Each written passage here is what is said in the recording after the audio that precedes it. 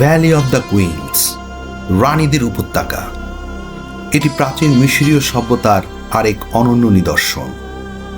Luxor শহরের নীল নদের পশ্চিম তীরে ভ্যালি অব দ্য কিং এর কাছে অবস্থিত এই প্রত্নস্থলটি ছিল মূলত ফেরাউনদের প্রধান সহধর্মিণী, রাজকুমার, রাজকুমারী এবং অন্যান্য উচ্চপদস্থ রাজপরিবারের সদস্যদের সমাধিক্ষেত্র।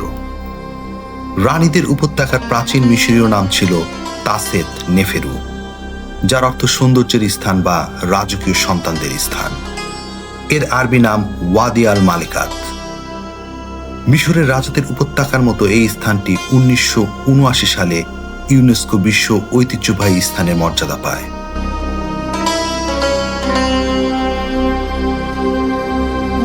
রানীদের উপত্যকা মূলত নিউ কিংডমের ফেরাউন অর্থাৎ 18তম, 19তম এবং 20তম রাজবংশের ফেরাউনদের শাসনকালে প্রতিষ্ঠিত হয়েছিল। এটি মূলত খ্রিস্টপূর্ব 1550 থেকে 1070 অব্দ পর্যন্ত সমাধিক্ষেত্র হিসেবে ব্যবহৃত হয়। বন্ধুরা, এই ব্লগে রানীদের উপত্যকার চারপাশ পরিভ্রমণের পাশাপাশি ফেরাউনদের পরিবারবর্গের বিখ্যাত কিছু সমাধি আপনাদের মাঝে তুলে ধরব। সুতরাং ভিডিওটি লাইক এবং চ্যানেলটি সাবস্ক্রাইব করে আমাদের সাথেই থাকুন।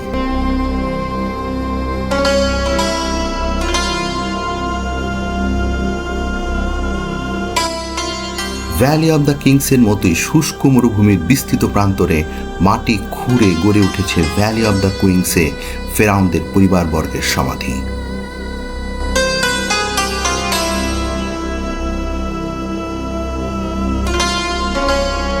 বন্ধুরা, মরুভূমির চারপাশে মাটির নিচে যে সকল স্থাপনা দেখতে পাচ্ছেন সবই ফেরাউনদের পরিবারবর্গের সমাধি।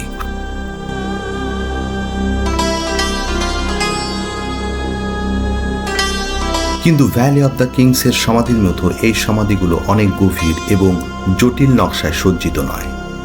এগুলো তুলনামূলকভাবে সরল।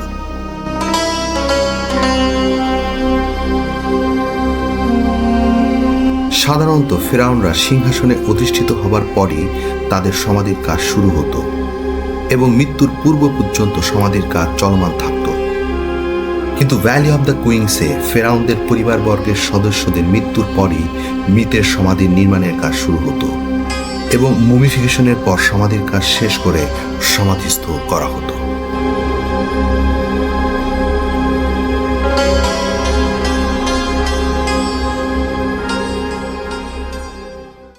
আমাদের প্রথম গন্তব্য রানী তিথির সমাধি। এটি মিশরের 20তম রাজবংশের এক গুরুত্বপূর্ণ প্রত্নস্থল। এই সমাধিটি তার অসাধারণ দেয়ালচিত্র এবং প্রাচীন মিশরীয় ধর্মী বিশ্বাসের নিদর্শনের জন্য বিশেষভাবে পরিচিত।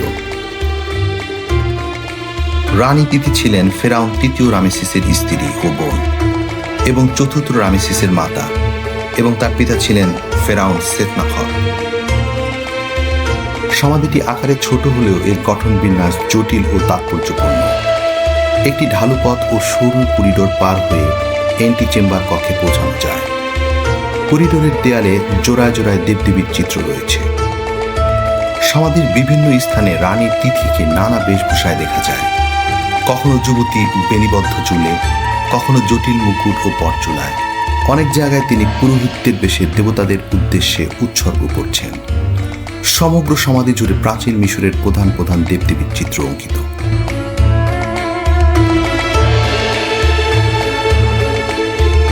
আমাদের পরবর্তী গন্তব্য রাজপুত্র আমুন হের খেপেশেপের সমাধি। তিনি ছিলেন ফেরাউন তৃতীয় রামেসিসের জ্যেষ্ঠ পুত্র। তিনি তার পিতার শাসনামলে মাত্র 15 বছর বয়সে মৃত্যুবরণ করেন। সমাধিটি 1903 সালে আবিষ্কৃত হয় এবং আবিষ্কারের সময় এটি অত্যন্ত চমৎকার অবস্থায় ছিল। সমাধিটির গঠন তুলনামূলকভাবে সরল। একটি প্রবেশপথ, একটি অগ্রপথ এবং একটি সমাধিকক্ষ নিয়ে গঠিত। সমাধিকক্ষে রাজপুত্রের গ্রানাইট পাথরের সার্কোফেগাস আবিষ্কৃত হয়েছিল। বর্তমানে সার্কোফেগাসটি একটি কাচের বাক্সে সংরক্ষিত আছে।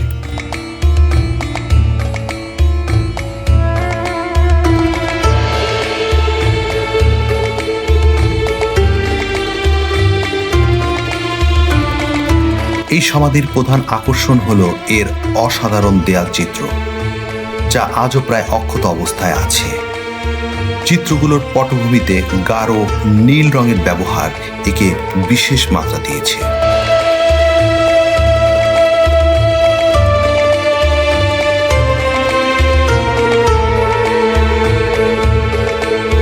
সমাধির দেয়ালে ফেরাউন তৃতীয় রামেসিসকে তার যুবক পুত্রের হাত ধরে বিভিন্ন দেবদেবীর সাথে পরিচয় করিয়ে দিতে দেখা যায়।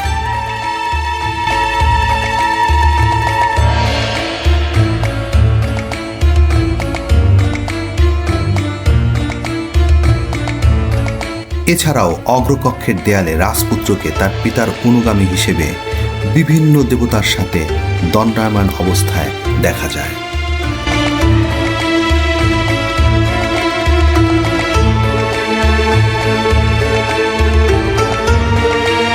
রাজপুত্র আমুন হেরখেপেশেবকে কিশোরদের বৈশিষ্ট্যসূচক পার্শ্বকেশর সহ ছোট ছেলে হিসেবে দেখানো হয়েছে।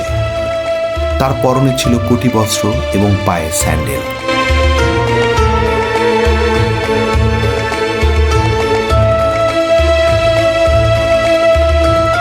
রাজপুত্র আমুন হেরখেপেশেবের সমাধি শুধু তার শৈল্পিক নিদর্শনের জন্যই নয়, বরং পিতা পুত্রের মমত্বপূর্ণ সম্পর্ক ও পরলোক যাত্রায় প্রাচীন মিশরীয়দের বিশ্বাসের এক চমৎকার চিত্র ফুটিয়ে তোলার জন্য বিশেষভাবে গুরুত্বপূর্ণ।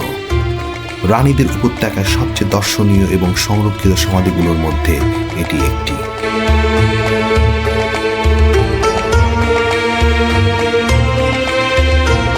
আমরা এখন প্রবেশ করছি রানীদের উপত্যকায় সবচাইতে বিখ্যাত সমাধি রানী নেফারতারির সমাধি, যিনি ছিলেন হযরত মূসা আলাইহিস সালামের সময়কাল ফেরাউন দ্বিতীয় রামেসিসের স্ত্রী, যাকে আমরা বিবি আসিয়া হিসেবে চিনি।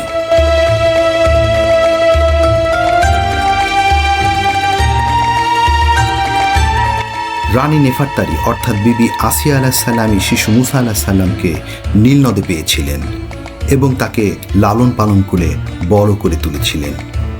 আমরা এখন তার সমাধির অভ্যন্তরেই রয়েছি।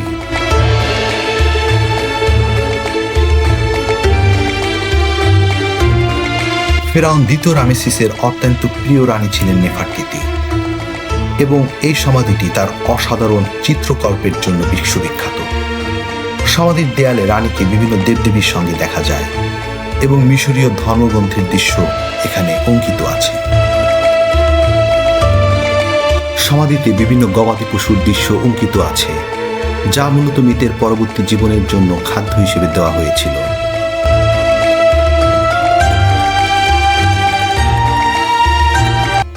এখানে কোনো মমি, সার্কোফেগাস বা ধনরত্ন পাওয়া যায়নি, যা অনেক আগেই লুট হয়ে গিয়েছে।